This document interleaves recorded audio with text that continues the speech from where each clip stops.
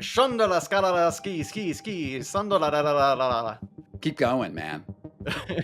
Everyone in America says that they're middle class. Like whether it's the billionaire or the janitors ever says that they're anything but middle class. You're desperate. Well, you need to show your faith by giving to the church, often beyond your means. You know, the bigger leap of faith you're making, the bigger return you will get. If you're wealthy, obviously you're close to God, but the best way to get God's favor is to actually bankrupt yourself. I was going to church like 9 times a week. I was involved in so many different churches. I had nothing in my life that wasn't church related. This is basically agonizing torture where you pray for death and won't get it. What is the Exvangelical movement and how did you come to embrace it? Hi, this is Scott Carney Investigates. I am so excited to have Josiah Hesse on the program today. I've known him for years. He's a local Denver journalist, grew up in the the evangelical movement, and then moved over to the Exvangelical world. And if you don't know what any of that is, don't worry, we're going to get into it shortly. Josiah has written this amazing book called Runner's High, which is about why, if you're an endurance athlete, you should definitely be smoking pot. And it's a great book, and it's right there on that shelf behind him. And we're not talking about that, really. We're not really going to be talking about why you need to smoke pot and run. Instead, you're going to read his book. Without much further ado, do remember, though, that down there in the description, there's a link to the Patreon. If you like interviews like this, get them a little early and join the Patreon community. All right, Josiah, thank you so much for being here at the PokeyBear LLC studios in Denver. The first thing I want to ask, let's just jump right in. What is the evangelical movement in America? Give me just the brief summary. It's one of those words that kind of means different things to different people, like or means different things depending on the time period you're in, like saying a Democrat, being a Democrat today means something very different than it did 150 years ago. But basically, evangelical, there's a National Association of Evangelicals, and the definition of it is you believe in the born again experience, a sort of emotional conversion experience to this specific type of Christianity. You believe more or less in the inerrancy of the Bible. There's some flexibility on that. There's a term fundamentalist, which means everything in the Bible is 100% true, historically, scientifically, and pretty much anything outside of the Bible is, bullshit. Wait, is this a new movement? Like where did evangelical come from? Because a lot of me wasn't raised Christian. When there's the Protestants, there are the Catholics, there's the Right. Christian as the broader hierarchy. When does evangelical become a word? Where does it come from? It's I believe started around the 18th century in New England. It's under the Protestant banner. I mean, you can be an evangelical Catholic. That's a whole other splitting hairs thing. But it started with what's kind of known as the Great Awakening, the first Great Awakening in America around the colonial period, and there was just a lot of sort of outdoor revival meetings with a lot of celebrity preachers who would preach to massive audiences throughout all of New England, and people would have these very emotional conversion experiences, often with baptisms in rivers and lakes.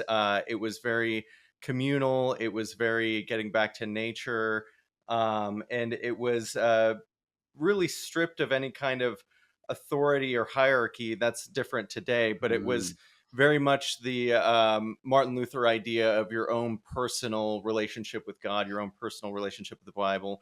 But activism was also a big part of it. Like you're either proselytizing to other people, or in many cases, you're taking care of the poor. It was a very progressive movement, or at least various threads of it. I mean, we think of today with evangelicals being a part of the Christian right, part of the GOP. So they want to cut taxes, they want to cut welfare. But at one time, it was very much like you took care of the poor, and that's how you were defined as an evangelical by your Mhm. works to help people. That's really interesting. At one point, you just said when you introduced it, you said that evangelicalism is like sort of believes that every word literally in the Bible is true. It's sort of this fundamentalist thing. And yet you also just said it's about your personal experience, your personal relationship with God. How can both be active at the same time? Well, these are really monocultures. They're very isolated, so you don't often get challenged by outside ideas or outside beliefs. So your own personal relationship with God or with Christianity is still very much defined by these cultural tropes, Mhm. fundamentalism being one of them.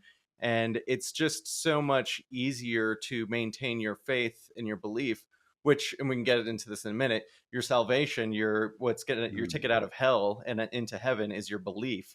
So it is imperative that you keep that simple and straightforward. Otherwise, you're going to basically think your way into hell, which was what was on my mind quite a bit as a young man. Yeah, we're gonna get into your childhood soon and your own personal history, but I want context because again, I wasn't raised a Christian. I was raised in I think we would call them heathens, and but I want to understand before we get into the sort of bigger story that we're getting into. I want to understand why this evangelical movement, this sort of almost like American fundamentalist movement, why it's so popular. What is it? What is it that captivated millions of people in Mhm. America? What was the need that it answered?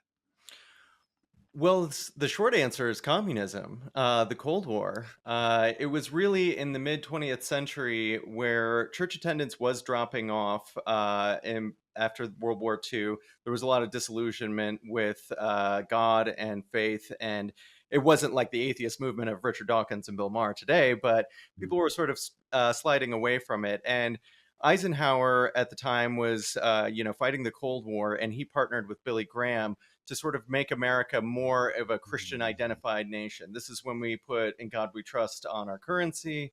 This is when we added "One Nation Under God" to the pledge and started making the Pledge of Allegiance part of a regular thing in schools. It was very much fusing patriotism with Christian identity because so much of communism was associated with atheism. Churches were banned, Bibles were banned in the USSR. So it was a very convenient opportunity to be like, well, they're the godless intellectual heathens, and we are going to be the patriotic Christian nation. And Billy Graham, inarguably the most successful preacher of the 20th century, basically defined American Christianity. His revivals were explosively popular with people of all ages. And so you had church attendance spike in the 50s and 60s. You had Christian identity just sort of be the norm, and any sort of atheist identity, uh, you know, brought scorn upon you. So if anyone did have, controversial beliefs, they kept them to themselves at that time. And That's amazing to think. I mean, you put it so well. Like when I think about communism, you think about the critique, those godless commies, right? That's like a Mhm. sort of a phrase that's out there. But to put the rise of our current evangelical, sort of more fundamentalist bent to Christianity in the context of the Cold War, makes so much sense because war is ideological, right? Mhm. We're fighting the commies. Where there's this economic system that we don't like, and everything associated with it is wrong, and everything that we do is right. So it sort of creates this polarization uh, inside the country, right? It's a purity test, if you Right. will. Uh, that is so because the Cold War infects everything, right? The Cold War is the war on drugs. The Cold War is, getting us into proxy wars in Vietnam and Bangladesh and all sorts of places. Mhm. Um, Well, wow. there's one little addition to that. Mhm. We can get into the rapture in a moment, but this little part of rapture theology in the book of Revelation was that after the world is destroyed, or like a third of humanity is killed, there'll be a one world government that the Antichrist will set up with a single currency called the Mark of the Beast. It's a tattoo on your right hand or your forehead, basically a biological credit card. And so that was a convenient tie-in for a lot of these preachers to say, like, the Antichrist will be a communist, and his government will be a communist government. And so a lot of people saw the USSR as sort of the rise of the Antichrist and the Book of Revelation coming to Oh. fruition. That and also obviously with the threat of nuclear war, that certainly dovetails well with the idea of revelation and a global apocalypse. It's such an easy narrative. Everyone was worried about it, right? At any moment, you'd have to hide under your school desk and put a newspaper over your head, or Mhm. and get vaporized. Um, man, so another aspect of this, and I actually wrote about this to some degree in my book, The Enlightenment Trap, because I saw parallels with this fundamentalist bent in Buddhism. But there's this idea of the prosperity gospel. Mhm. Can you tell me what that is, where that comes from? It's a very Reagan era economic theory of magical thinking via prayer, morality, very much tying your faith in with your finances. There was this famous preacher called Oral Roberts out of Mm, Oklahoma, started Oral Roberts University. He was on TV everywhere.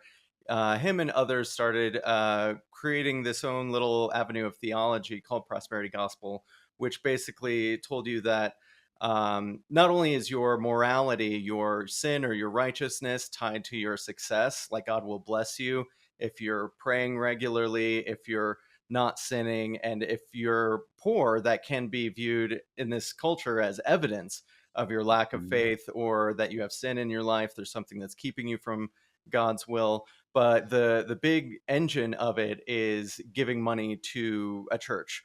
They would say giving money mm, to God. There's a phrase that he used, planting your seed faith. mm, And there's scriptural ties to this about, God blessing you, in all areas of your life, that you'll have riches abundantly. But that's something that they tie specifically into your bank account. And the rhetoric often went for each seed faith offering that you gave to the church, and this is on top of your 10% tithe every of week. course. I mean, come on. Of So this course, it is would be. an extra gift to the Lord. You will be blessed with a tenfold return or sevenfold. Some people have different ideas from it.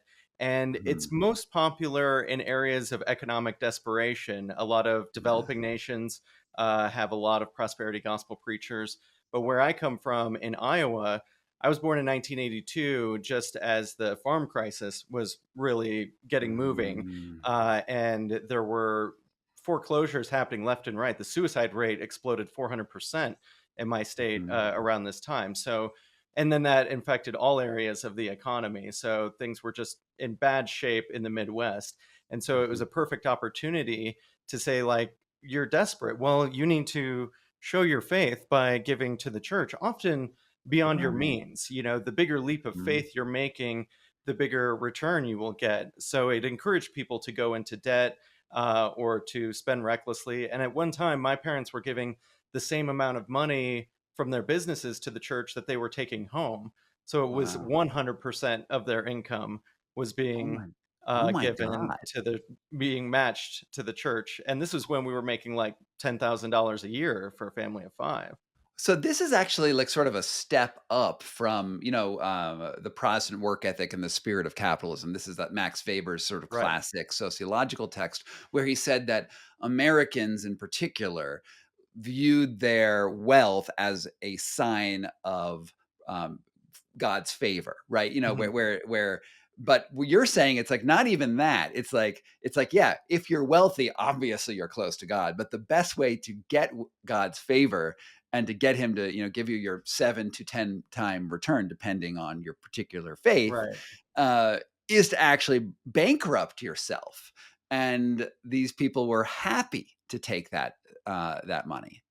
And the lavish lifestyles that we know of a lot of televangelist preachers at the time, thinking of Jim and Tammy Faye Baker, or Jimmy Swaggart of the 80s and 90s, they could justify their private planes, their gold watches, their mansions by saying this is evidence of God's favor, and at the same time preach that to their congregation. I mean, we had a pastor at my church in Iowa who was constantly telling us about how much money he had, about the vacations he went on, and he was preaching to a congregation of very poor people who were shopping at thrift stores, Mm. on food stamps, their cars were breaking down, everyone in the family was working and they're barely scraping by. And it's even when I was a believer as a young man, I was like, this prosperity gospel seems to be working out really well for one specific person. It really works, when you're telling us your story of wealth, but it is us that's Yeah, yeah, making that yeah. happen. You're welcome for your aircraft. Where is my sevenfold return coming in? I mean, it's so mixed up with the American economy. The sort of belief in hard work gets you exceptionalism, and our desire not to take charity but to earn things with our own good works, and that it's and also, like, it seems like there's a connection here to, like, social media, or, with social media, like, if you look on, like, Instagram, everyone's, like, wealthy and having a good time. They have a great tan and they're getting their six packs, right? And they're Mhm. all, just rolling in it. If you look at your typical Instagram celebrity, have we seen sort of an acceleration in the expansion of the appeal of evangelicalism in the social media age, or has it become more diffuse? Now you're like, oh no, I'm going to be a wellness. I'm going to give my money, tithe my money to some wellness dude instead. Yeah, I mean, it fits hand in glove with the social media culture. This idea of fake it till you make it. We hear Hmm. that a lot in multi-level marketing pyramid schemes, which are also an offshoot of evangelical culture. And it's Hmm. really the idea of presenting an image of success. Hmm. There was that character in American Beauty who said to Annette Bening, in order to be successful, one must project an image of success at all times. Right. Hmm. And that really was what was driven home for me. And I saw a lot of people go into debt really just to maintain a kind of facade. And they had Hmm. lovely houses on the lake, they had nice cars, their kids wore, designer clothes to school, and then later on, and I write about this in the book I'm working on now. I worked for a debt collection agency for a brief time when I was a young Hmm. man, and I saw a lot of these people in that database and saw like, oh wow, you weren't wealthy at all. You just had this appearance of it, and so that puts Oh. you in a hole financially and then also psychologically because you can't really be authentic with your community, with even your family, your coworkers, and as Brene Brown has told us, authenticity is the ticket Hmm. to happiness, human connection, and so it's a very synthetic, manufactured Yeah. lifestyle that's very toxic. Yeah, and, like, in America, everyone in America says that they're middle class, right? Like, no one you meet, like, whether it's the billionaire or the janitors, ever says that they're anything but middle class, and because being poor, or in some, it's better to be rich than poor, obviously, but, like, that we don't have, like, a community of people who get together and say, "We're poor and we actually have rights." It's like, "No, we're gonna fake it. We're gonna pretend not to be desperate because we don't wanna be a welfare queen, or, Right. someone who's taking from the system." Wow, fascinating. Well, all right, let's get it back into your own upbringing a little bit, because one, I wanna hear more about this, you working at a debt collection agency and seeing your buddies there. But let's go, like, what was young Josiah like? What was your religious background? And what did a church service look like for you at that age, at whatever age you think is the right one to go into? Yeah, I was a very nervous child, very much in my own head, very shy, very anxious. Partly because of the home I grew up in, but also because of this rhetoric I was getting from the church about hell, salvation, the rapture, everything. My parents were part of what's known as the Jesus movement of the 1970s that Bob Dylan was a part of. It was basically this Hmm. big movement of hippies getting sober for Jesus. That's where Mhm. Christian rock comes out of. and they believed that the world was going to end around 1988-ish. There was this book, The Late Great Planet Earth, that was one of the best-selling books of the 70s that had all these prophecies of the world ending. So it's very much on my mind and the people that I grew up with, and then later on in the 90s with the Left Behind books. But the church that I Yeah, went Kirk to, Cameron starred in that series, as I yeah, recall. yeah. Yeah. Mhm. He's a big Christian right icon, Kirk Mhm. Cameron, and Nicolas Cage was in one about 10 years ago. Oh, Um, but a typical church service in the church that I grew up in, it was called Agape Christian Family Church. Used to be called Agape Temple, but they had to change their name after the Jim Jones incident. oh, yeah. Everyone called us a cult. I mean, our church building was a pyramid, and so we And were we ran Pentecostals. schemes. I don't know why they call them schemes, but they like that. We were Pentecostals, which is an offshoot of Protestant evangelicalism that's defined by like a charismatic church service, very emotional, upbeat music, drums, guitars. Think of U2, Coldplay, that kind of anthemic rising music. People would be jumping up and down, they'd wave their arms in the air, but there would also be speaking in tongues. Yeah. I Mhm. spoke in tongues almost every day until I was 17 or so. Whoa. And there would be the falling on the ground and shaking, which is called slain in the spirit. Mhm. Altar calls where people go up and the pastor will touch his hand on your head and you'd fall to the ground. Maybe have a vision. There'd be like laughing. There's this thing called drunk in the spirit, where people would be laughing and falling all over each other like they're in a bar, but everyone is sober. And so it's not a, you think of like a lot of Jewish communities are very theological in their Mhm. approach to God and their faith, and they think about it and they struggle with it and they read the text. We weren't like that. We were emotional. We Yeah. felt God, and that gave me a very skewed relationship with spirituality. Because on the other side of that coin was a whole lot of fear. We Yeah. put on passion plays where you see Jesus, think of the Passion of the Christ, very violent stories of Jesus' death, but also plays where families are dragged to hell.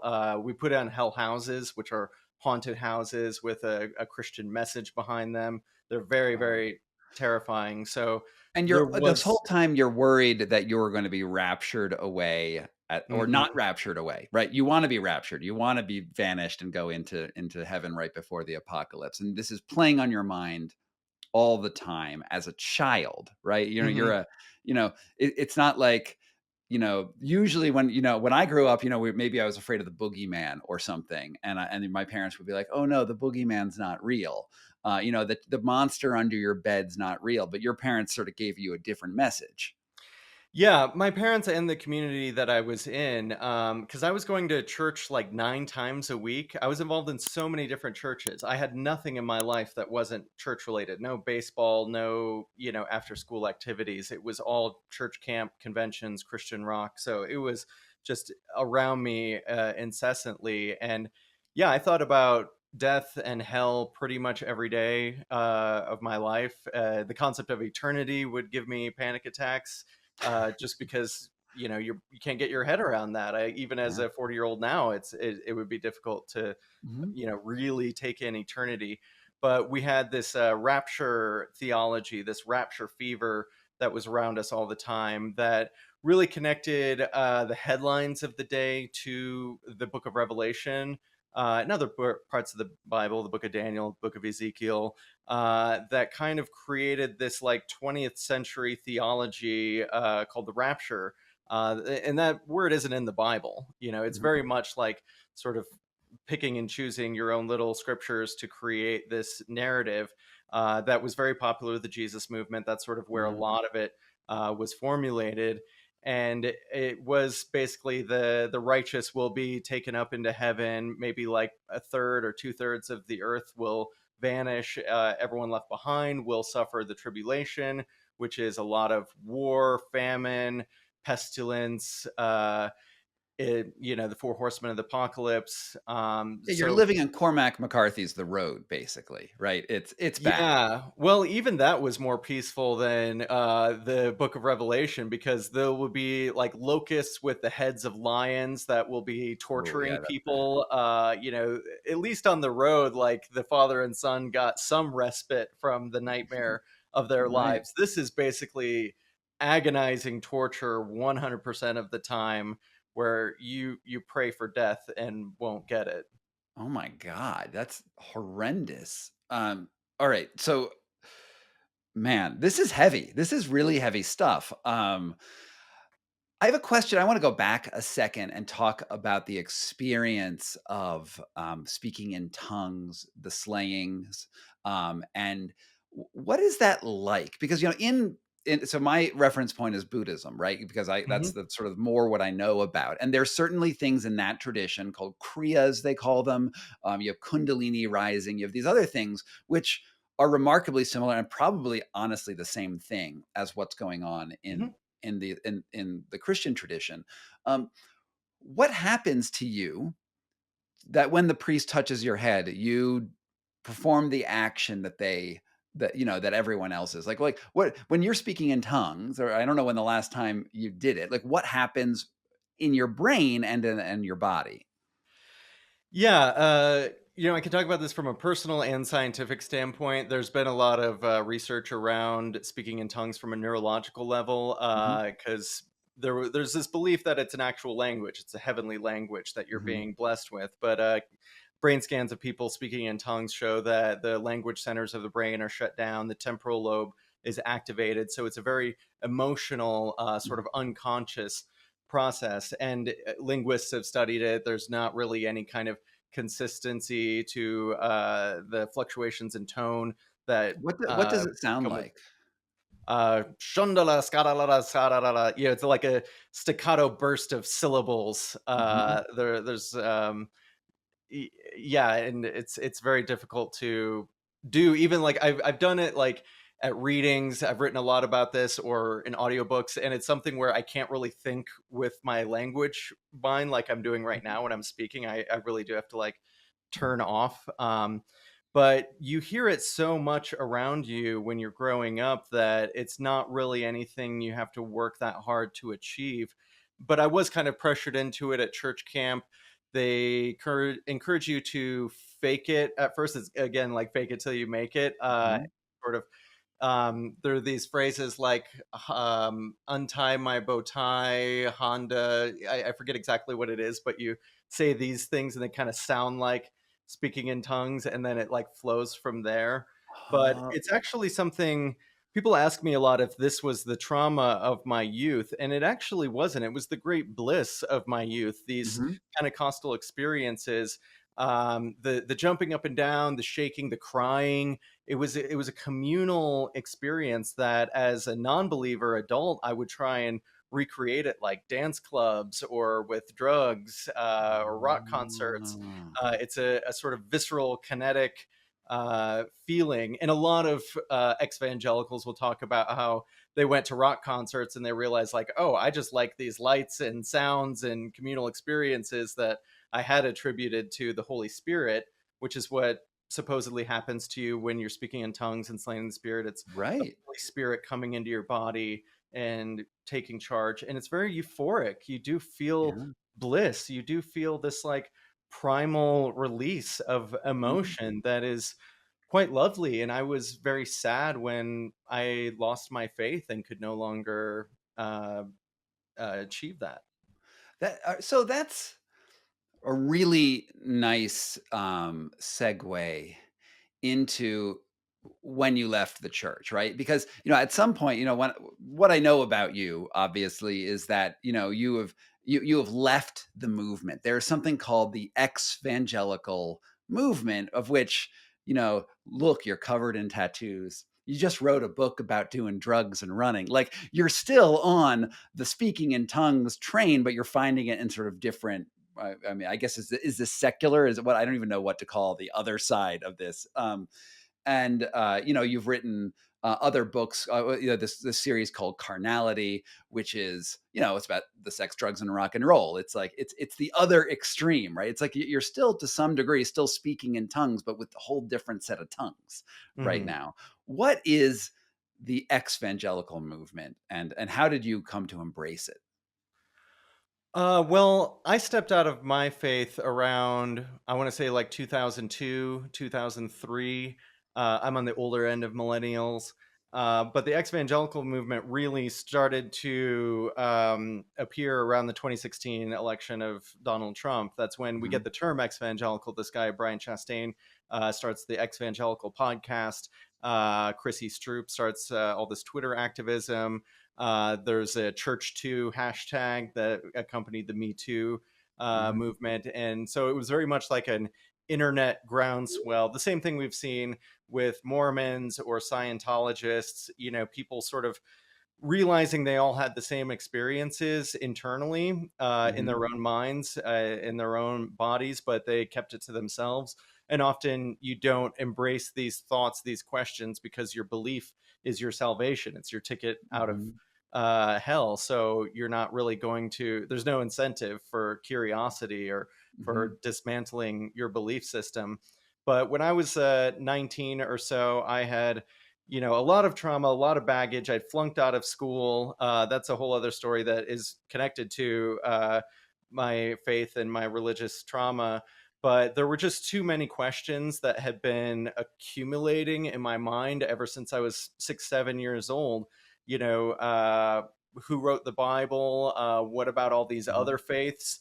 Learning that there were like 10,000 different religions in the world and 40,000 different branches of Christianity, but Hmm. ours was the one true one on the Hmm. north end of Clear Lake, Iowa, like not all Hmm. the other Christian churches in our area. And I happened to be born at the right time in the right place. Like it just didn't really compute for me. And then learning about the history of the Bible, how it was written, how it was assembled, Hmm. the scribes that changed things, the languages it was translated into.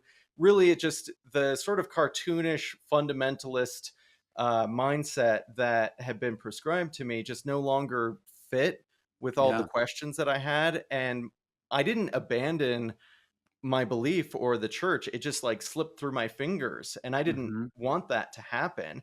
But then eventually at some point, I embraced it and started writing about it a lot and just happened to, years later, find that there were millions of other young Yeah. people, people older than me, people younger than me, that all have this very similar narrative of around Hmm. like 17 to 22 they started asking really difficult questions that they Yeah. couldn't get satisfying answers to. And when you're a fundamentalist, when it's either 100% true or Hmm. not, then there's not really any room for, I'm going to continue to be a believer or identify as a Christian and just not really in the same way. I Hmm. think that was the case for some people. I don't want to say like everyone became Richard Dawkins or Christopher Hitchens, Right. but I certainly did at some point because I was quite angry and Yeah. felt a little stupid for believing what I did. Well, you said something really, I think, quite salient to just to go back to this. You know, there's 40,000 religions, right? So many offshoots of Christianity alone. And why is it my one little small church, my rinky dinky church, wherever it is, that makes me the one who is like the essentially the hero of this narrative, right? It sort of places the individual at the center of the story because like why not here? Well, it's because I'm here because I'm experiencing this, therefore I am special, and my specialness can go either to hell in that big narrative or to heaven in that big narrative. But like in these movements, and I think Americans in general often think that we are the protagonists in a larger story about America. Like that's why I tweet angrily on the internet because I think I can change Donald Trump's mind. It's never going to happen, right? Right. Um, and uh, and it really plays into just a general way that I think that we are self-centered as humans, and Mhm. then these movements come in and just grab that and twist it to their own agendas on whatever direction that goes. And I think that as all of these people sort of, some people sort of wake up and like you, they say, "Oh, of course I'm not the protagonist," but so many more stay in. Do you have any idea of how, um, you know, right now, I think that religious people, like people who actually attend church, that is way down in America right now. But what about these people who are still in those communities? What does that world look like right now? Small, as Mhm. you mentioned. My church, Agape Christian Family, were, a few hundred people, maybe 300 or 400 at one time. I don't know if more than a dozen people show up to Sunday services now. They're selling their pyramid building because they, Oh. uh, yeah, can't afford it anymore. Going back to their roots, when my parents helped found it in 1980, of uh, being in movie theaters, renting out movie theaters on Sunday Yeah. mornings, or they'll probably go back to people's living rooms, Mhm. like the early Christians. And there's a real sense of martyrdom. Christian Mhm. evangelical Christians love to be martyred or view themselves as martyrs. It was a Mhm. big thing in the 90s when I was a kid during Columbine, Marilyn Manson. There were all these books about martyrs that were very popular with young people. We had this song Jesus Freak that was really all about like being Mhm. hated, and we were told that we would in the afterlife be get rewards for the more persecution that we took on in this life. So it's something that you can still look at, just like with prosperity gospels, you can look at your success as evidence of God's favor. Well, it goes the other way too. Mhm. If your church is failing, if people aren't showing up, young people aren't interested anymore, that's because of what Satan is doing in America. You can blame it on transgender Ah. people. You can blame it on the Democrats. In the 80s, it was satanic panic. But Mhm. there's always some kind of evil force that is attacking you. And that's why things aren't working out the way 'Cause that you're you still anticipate. chosen, right? You're for Yeah. sure still chosen, but Satan has his little war that he's carrying out, and he's winning right now. So it actually sort of like, makes that religious community more of a crucible. Like you have to either hold on, like it's a loss leader, right? Like you, like once, if you've embraced this big idea that has defined your identity, it's very difficult to go against that, right? Mhm. And if you break with it, you break hard. Yeah. And a lot of times your life is wrapped up in it. Your community, your income, a lot of the times. If you're, Mhm. a Christian author or a pastor or a worship leader, you probably went to a Christian college like Bethel or Wheaton or Evangel. Mhm. Mhm. And so to step out of that and enter, say, the secular market or the secular culture, you're kind of lost. You don't Mhm. know how to relate to other people, and it's like the North Koreans who go to South Korea and suddenly they just have no idea how to exist in a Right. free society. I mean, that's an extreme example, but for a lot of people, it is that kind of huge culture shock. So there aren't really incentives to make that leap. Yeah, you mentioned sort of like mainstream culture, and there's actually been two messages in what we're talking about here, and they actually are somewhat contradictory. On one hand, there's this feeling that this hardcore evangelicalism is somewhat on the wane. Like religiosity is somewhat on the wane in mainstream America because people, maybe the Cold War has subsided enough that people are, have different anxieties. But on the other hand, the evangelical movement seems to play an outsized role in American politics and in the mainstream media. We have the rise of purity culture, right? Mhm. The and we see this in like promise rings, but we also see this in like the Proud Boys idea of semen retention, right? Mhm. There's a whole purity thing going on, and then it's also linked to Hollywood in general. Can we talk about that a little bit?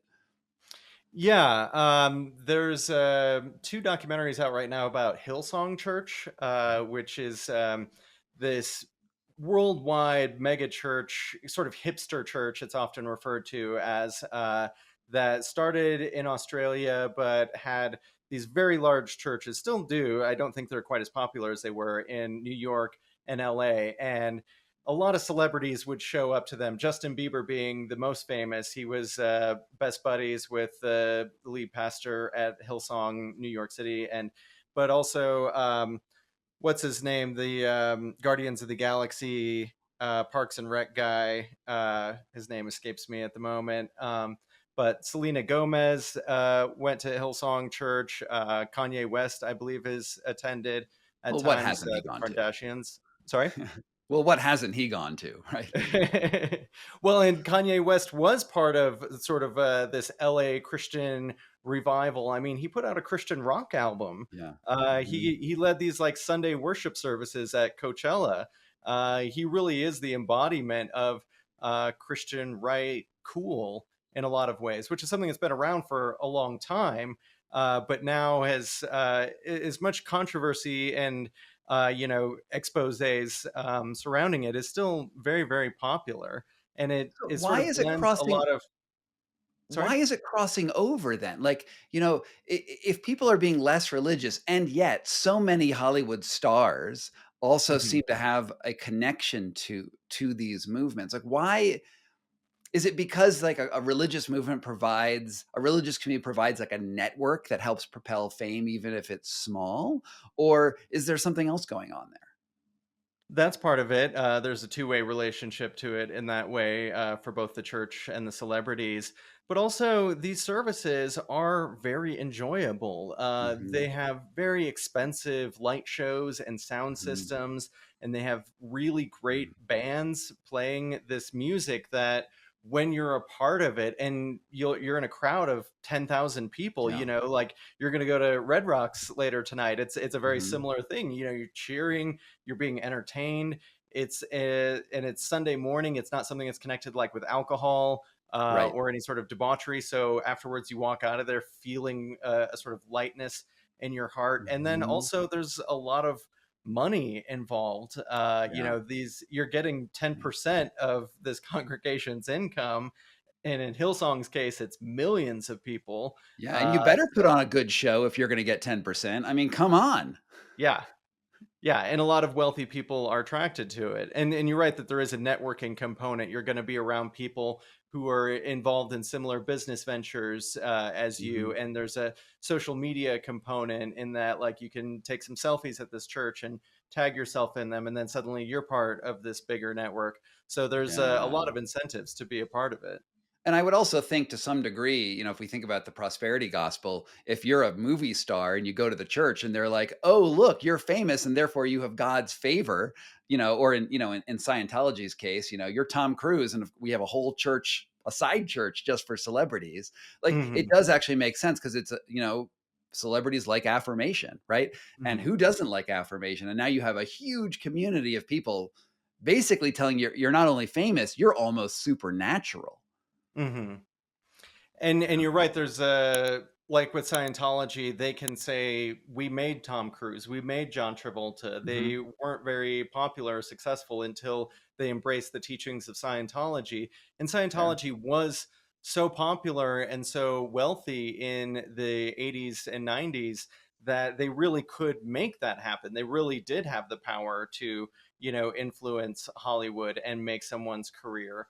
And the Mhm. same thing happens in evangelical churches as well. These people are Mhm. very well connected politically, and you can make a career based on that. Look at Kevin Sorbo. He was known for starring as Hercules in the 90s Oh, series. yeah, right. Xena was a Mhm. spinoff of that. For sure. He has a very robust career in Christian movies, which have a Oh. huge audience. I mean, these movies are costing maybe tens of thousands of dollars and making millions of dollars. And when you watch these movies, you see Uh, people like Dean Cain, he was Superman in them, or in the 80s, it was Gary Busey and Mr. T. Well, in the 90s when their careers weren't so Wait, big. Mr. T?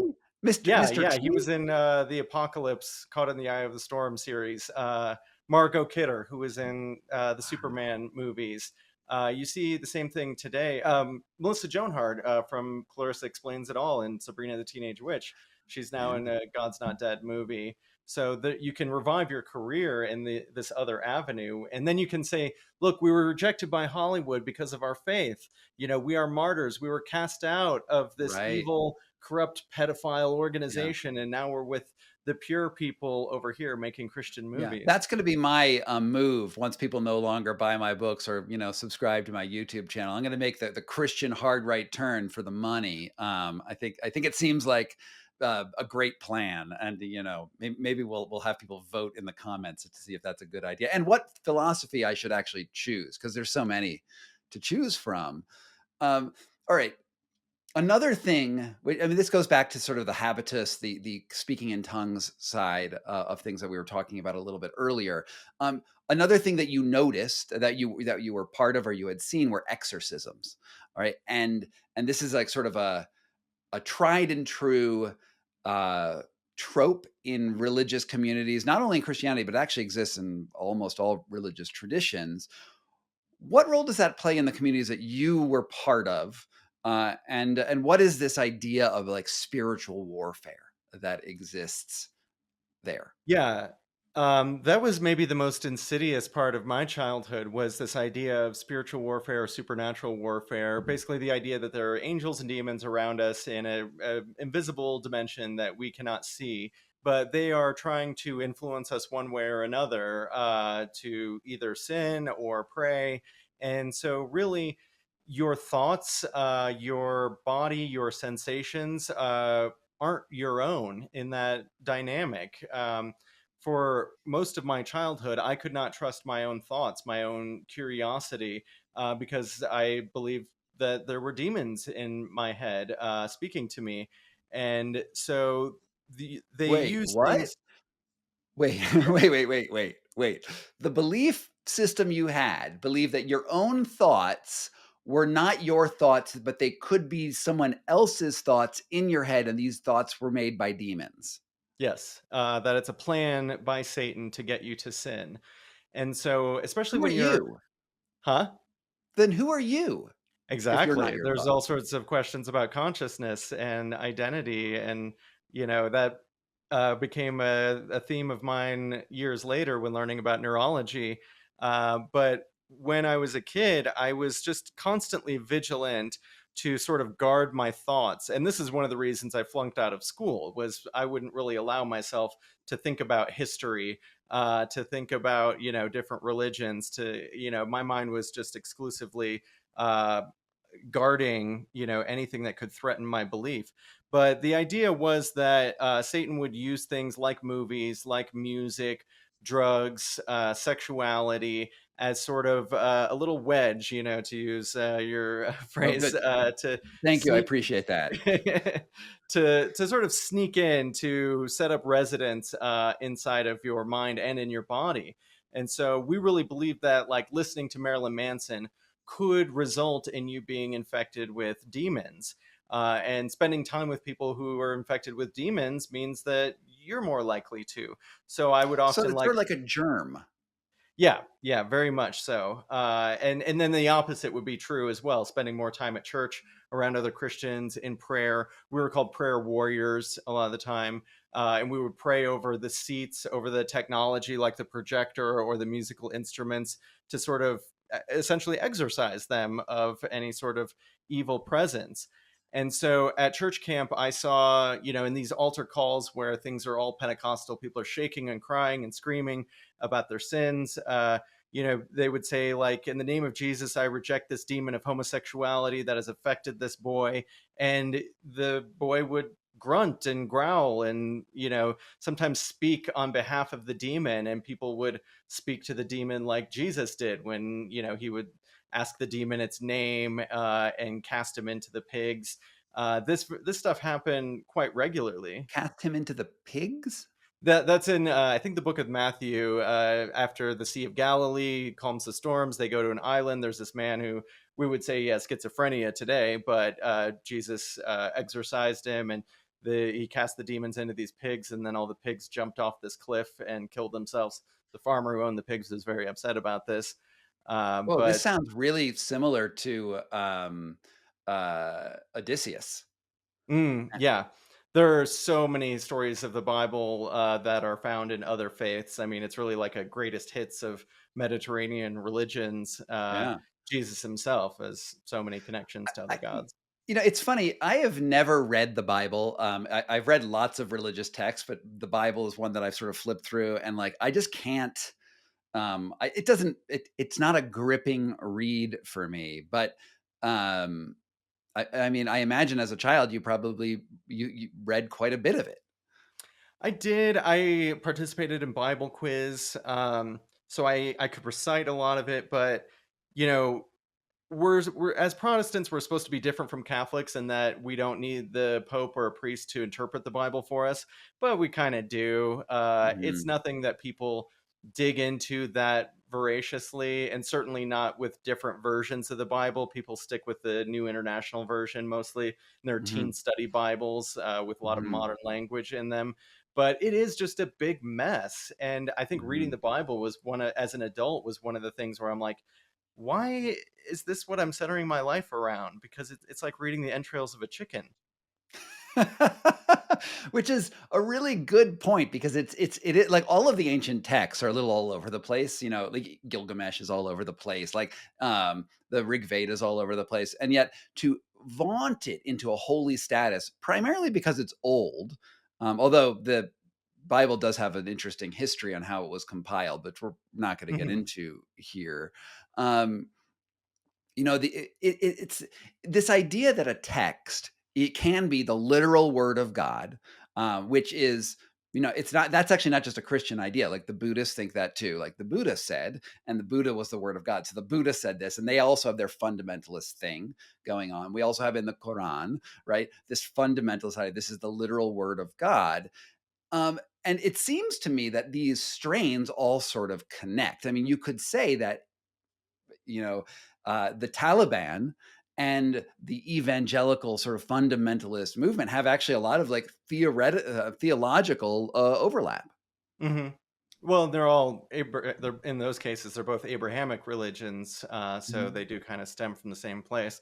Evangelical Christians don't really care to be reminded of that fact, or really the existence of any other faith. I mean, it does Mhm. threaten your belief, your certainty, your narcissism that you're in the right one true faith, because to think that you're just one of tens of thousands of beliefs, it Mhm. makes it more difficult to maintain that facade. But it was, I remember clearly a moment when I went to Christian schools and the public school at various times. And I remember in the public school, eighth grade, having a teacher who was pointing out these similarities between Greek mythology and Christian Mhm. mythology, making connections between Pandora's box and the Garden of Eden, or Prometheus and Jesus. Mhm. And I had watched Hercules. I was a big fan of the show Hercules, and I thought of those as like tall tales, like Paul Bunyan, Pecos Bill, Yeah. things that were just kind of silly little ideas that we love to play with. And then this teacher saying like, "Yeah, and the Christian stories are exactly like that."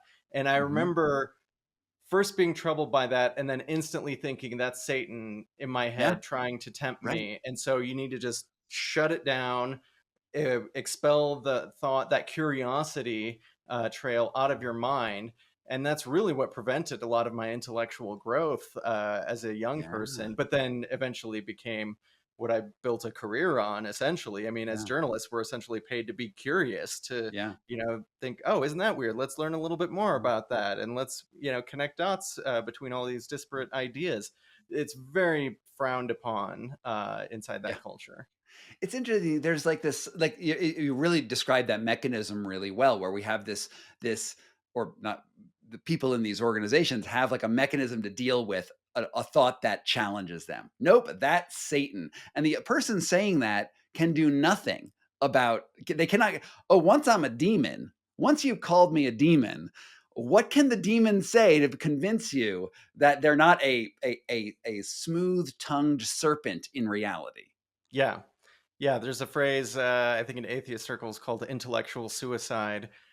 that's championed essentially in evangelical culture. There's a famous moment where Billy Graham was having a crisis of confidence. This is before his career really took off. His sermon writing partner just became an atheist after the news of the Holocaust came out, Mm, all of the footage of the Holocaust. He was like, I can't believe in God anymore if he would allow something like this to happen. mhm. And Billy Graham was troubled by this, but there's a famous moment where he's praying at a rock. There's a little plaque on this rock, and it's in his autobiography where he says, God, there are a lot of things about the Bible I don't understand. There seems to be contradictions in here. There's a lot of questions that I don't have answers for, but I am going to live by faith. And I am going to just have faith that you have answers to these questions and that they are beyond me. And I'm going to move forward with the belief that you are God, you are in heaven, you are the one truth, the way, the light, and not really trouble myself with all of these questions. I would have loved to have done that as a young person, but I just I couldn't, make that leap. So how do we? I mean, it sounds like. I mean, you said you grew up in people called your organization a cult, right? In a world where we don't want people to be this isolated, we don't want people to commit intellectual suicide. Like, how do you talk to a Christian who is in this or this, because they're not bad people, right? They're fundamentally not bad people. They may have bad actions and sort of a weird ideology, but I have this faith. Maybe this is a faith that I have that people are generally good and they generally have good intentions. How do you talk with somebody who's in this organization? How did maybe what your story is and how did you got out of that movement? Hmm. What do we do with that segment of the population that's here, or can you do anything with that segment? I think there are things you can do. I do remember a phase of my life, and maybe I'm still kind of in it, where I was afraid of debating Christians out of their faith because I didn't enjoy losing my faith. It was actually quite traumatic. Mm, It sort of right, slipped through my fingers. And so when I'm talking to my family or friends that I grew up with who, get so much out of this belief, but also would lose so much if it fell apart, I didn't want to put them through that experience. But also, I think people not living up to the caricature of liberals, of intellectuals that a lot of evangelicals have about these cultures, these communities, that they're going to be made fun of. Bill Maher, Richard Dawkins, Christopher Hitchens. They were people that I loved as in my 20s and still appreciate a great deal, but they do kind of play into this narrative of the Hollywood intellectual coastal right, elites that a lot of Christians have. So I think one way would be to listen to them, make them feel heard and respected, and like you legitimately have curiosity and you're not just trying to get to the point where you can make them feel stupid. yeah, Because so much of, not all of them, but a lot of the avenues of the exvangelical movement are centered around making fun of believers. right, And I totally. get Mhm, why, I've dabbled in that myself because it's an easy laugh a lot of the mhm, time, if you're trying to get followers and get people to pay attention to you. That's basically what that movie Religulous was all about. But I think if they feel listened to, they may reciprocate, that openness and less of a right, reactive hard edge. right. And they may also have questions that are gnawing at them as well, because you can Hmm. never know what's going on in another person's mind, right? And I think that's really good advice um, to be open to listening because no one wants to be told they're dumb, right? That's Right. like the best way to have someone to be like, yeah, I ain't talking to you because I don't, that's mean, Yeah. ultimately. Well, this has like been a fascinating conversation, and I'd love to point people towards the work that you do. I mean, obviously, you have this book called The Runner's High, which, um, the message of the book, folks, is do some weed and go on a run. I mean, do some weed and go on a run and buy Josiah's book while you're running or listen to it on audiobook while you're running and realize that running is is you may not be the best at running, but it's way pleasurable if you're high. In fact, Well, in probably your the case, only way. you love cycling and not Yes. running. I mean, it's really any kind of aerobic activity. It activates the endocannabinoid system and makes you feel good. Right. For me, running is actually it's like I was uh, in an environment where there were lion-headed flies trying to eat me. Like that's like sort of what I feel about running, but I love cycling. So yes, do it stoned. And that is something that I absolutely endorse. And if people are going to find you, it's Josiah Hesse. That's who you've been listening to. Um, there will be links to his stuff down there. He's got, Instagram. I believe you're on Twitter, maybe. Mhm. But you have this newsletter and his website. So go check these things out. Link in the bio, but you can also just say them right now. Yeah, on Instagram, I'm at JoJo Dancer 3000. Twitter at Josiah M Hesse. My website is josiahhesse.com. Um, and my author pages on Vice or The Guardian have a lot of the content that we've been talking about today. Yeah. And he's got this great article about him going to an evangelical church who is preaching the prosperity gospel. It was I think that was in the Guardian, or maybe that was Vice. Um, and go Yeah, check that out. that was The And Guardian. yeah, thank you so much, everyone, for being here. Again, if you want to support amazing journalism, go check out down in the bio. There is my Patreon stuff, all of the things that you might need, including more information about Josiah. This was Scott Carney Investigates by PokeyBear LLC in Denver, Colorado.